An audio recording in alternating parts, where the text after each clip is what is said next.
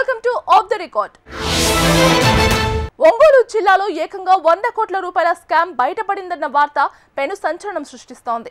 అవును, డ్వాక్రా మహిళల అమాయకత్వాన్ని ఆసరాగా చేసుకున్న కొంతమంది బడాబాబులు బ్యాంకులను బురిడీ కొట్టించి లక్షల్లో రుణాలు తీసుకున్నారట.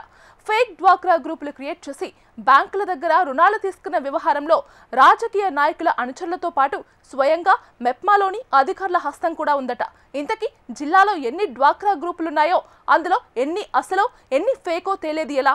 గ్రూపుల వివరాలు లోతుగా చూడకుండానే బ్యాంకర్లు రుణాలు ఇవ్వడమేంటి? ఈ బడా స్కామ్ పై విచారణ జరుపుతున్న కమిటీ సభ్యులు ఏం తేల్చనున్నారు? Let's watch this exclusive report. Prakasam జిల్లాలో ఒక్క రోజులో 10 లక్షల నుంచి 20 లక్షల రూపాయలు కావాలంటే మెప్మాలో పనిచేసే ఆర్పీనో, సీసీనో, సీఎంఎంనో లేదంటే పీడీనో కలిస్తే సరిపోతుందన్న సెటైర్లు రీసౌండ్ చేస్తున్నాయి. ఉదయం వీరి ప్రాసెస్ ప్రారంభిస్తే సాయంత్రానికి అకౌంట్లో డబ్బులు పడిపోతాయట. ఇది కూడా బ్యాంకు నుంచేనట. ఎలా సాధ్యమనేగా మీ డౌట్? వీరి దగ్గర వేలల్లో డ్వాక్రా మహిళల ఆధార్ కార్డులు, బ్యాంక్ డీటెయిల్స్ ఉంటాయి.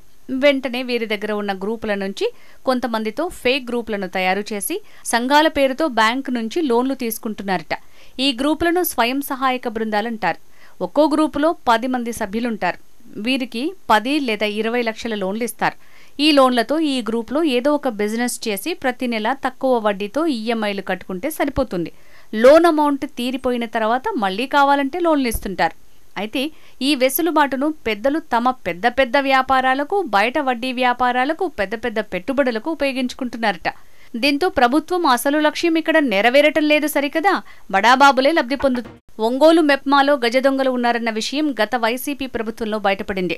అప్పట్లో 3 నుంచి 5 కోట్ల రూపాయల అవినీతి జరిగిందని అందరూ మాట్లాడుకున్నారు.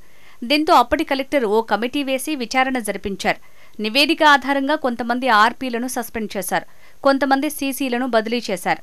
దీంతో అంతా అయిపోయిందనుకున్నారు. కానీ ఎంత మేర కుంభకోణం జరిగిందోననే విషయం మాత్రం ఇంతవరకు బయటికి రాలేదు. అంతేకాకుండా కుంభకోణం జరిగిన డబ్బులను కూడా రికవరీ చేయలేదని చెప్తున్నారు. అయితే గతం కంటే 2-3 రెట్లు ఎక్కువ అధికంగా ఇప్పుడు కుంభకోణం జరిగిందన్న విషయం బయటికి రావటం ఒక్కసారిగా జిల్లాలో కలకలం రేగుతోంది.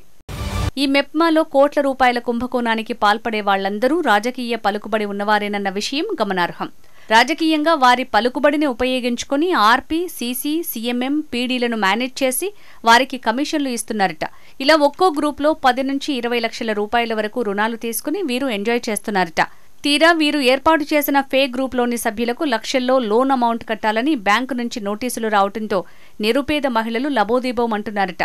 మెప్మాలో వెలుగు చూసిన కుంభకోణంపై విచారణ జరపడానికి జిల్లా కలెక్టర్ ఓ 3 సభ్యులతో కమిటీ వేశారు. 2 వారాల్లో ఈ కమిటీ నివేదిక ఇవ్వాలని ఆదేశించారు.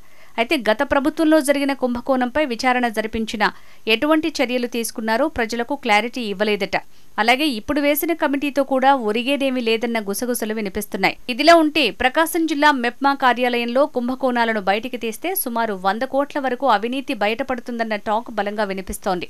ఇంతకీ ఫేక్ గ్రూపులు ఏర్పాటు చేసి కోట్లాది రూపాయలు లోన్ తీసుకున్నట్టు చెప్తున్నారే కానీ ఆ రికార్డులు మెప్మా కార్యాలయంలో ఉన్నాయో లేదో అన్న అనుమానాలు కూడా వ్యక్తమవుతున్నాయి.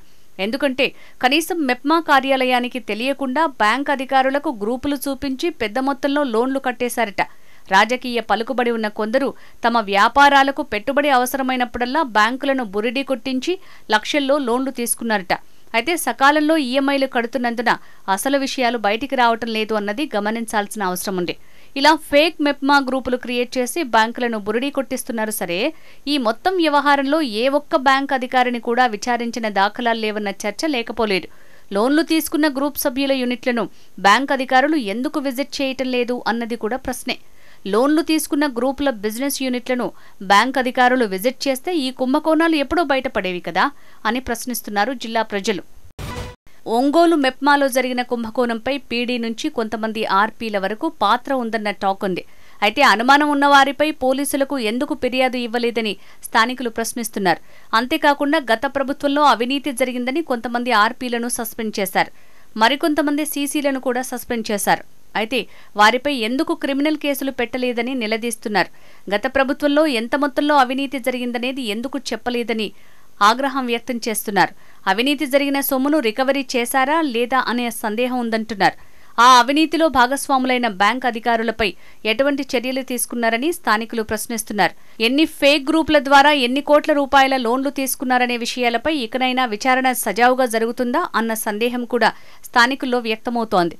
అంతేకాకుండా కుంభకోణంలో పాత్రధారిగా పీడీ ఉన్నారని అందరూ అనుమానం వ్యక్తం చేస్తుంటే సదరు పీడీనే ఓ కమిటీ వేసి విచారణ జరిపిస్తున్నామని తన అనుచరులతో స్వయంగా చెప్పడం విడ్డూరంగా ఉందంటున్నారు. ప్రస్తుత పీడీ శ్రీహరిపై చాలా మంది సిబ్బంది అనుమానాలు వ్యక్తం చేస్తున్నారు.